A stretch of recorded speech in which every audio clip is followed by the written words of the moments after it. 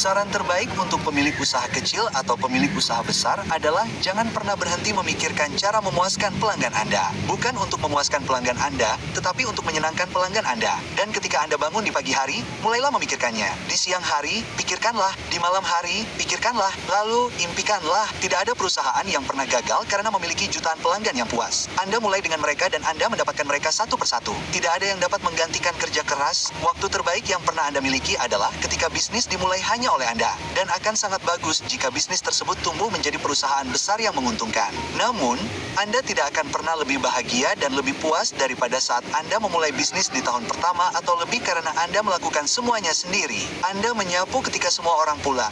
Anda orang pertama yang masuk. Anda mencolokkan teko kopi sehingga ketika orang-orang Anda datang, mereka minum kopi panas dan dapat langsung bekerja. Bekerja sambil makan siang, memberi contoh bagi mereka. Namun, tidak ada yang dapat menggantikan kerja keras. Orang bilang keberuntungan, ya, tapi makin keras usaha, makin beruntung Anda. Saran saya untuk pemilik usaha kecil atau pengusaha manapun adalah jangan berkecil hati jika bisnis yang Anda jalani bukanlah bisnis yang Anda mulai. Tekuni karena sering kali Anda menemui kesulitan. Anda menemui kegagalan dan bagian pentingnya adalah belajar dari setiap kesulitan itu dengan sangat cepat dan mengubah haluan serta beralih ke ide yang berhasil. Tentu saja, Anda harus dekat dengan produk Anda, dekat dengan pelanggan Anda, dan memikirkan mereka. Itu yang terpenting. Namun, jangan lupa untuk memikirkan bisnis Anda, apa rencana Anda, apa yang ingin Anda lakukan selanjutnya, bagaimana membawa bisnis Anda ke level berikutnya. Sekali lagi, pikirkan tentang berada di bisnis Anda, tetapi pikirkan juga tentang bisnis Anda. Saran terbaik saya adalah bekerja keras untuk mengklarifikasi apa tujuan Anda dan mampu mengartikulasikannya, mampu mengomunikasikannya dalam kalimat sederhana. Dan alasan mengapa itu penting adalah saat Anda membawa orang ke perusahaan Anda.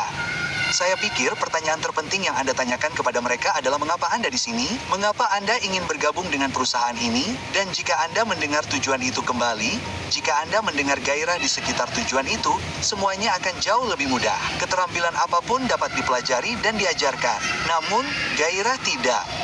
Menjadi seorang wirausahawan terkadang bisa seperti naik turunnya roda. Anda akan mengalami hari-hari yang hebat. Anda akan mengalami hari-hari yang tidak begitu hebat. Anda bahkan mungkin mengalami hari yang buruk dari waktu ke waktu. Anda harus tetap fokus dan tetap berkepala dingin serta tetap membumi. Perusahaan yang berhasil di beberapa level, meskipun mungkin tidak tertulis di selembar kertas, perlu memiliki strategi yang jelas tentang mengapa mereka berbeda, mengapa mereka menambah nilai, mengapa mereka menghasilkan sesuatu yang istimewa yang dibutuhkan pelanggan yang tidak mereka dapatkan saat ini. Jadi, menurut saya, jika ada strategi yang jelas dan Anda dapat menyelaraskan semua orang di sekitarnya, maka Anda akan mendapatkan lebih banyak kekuatan daripada jika Anda hanya berebut dan bekerja lebih keras dan lebih keras lagi tanpa arahan yang jelas. Itulah satu saran saya.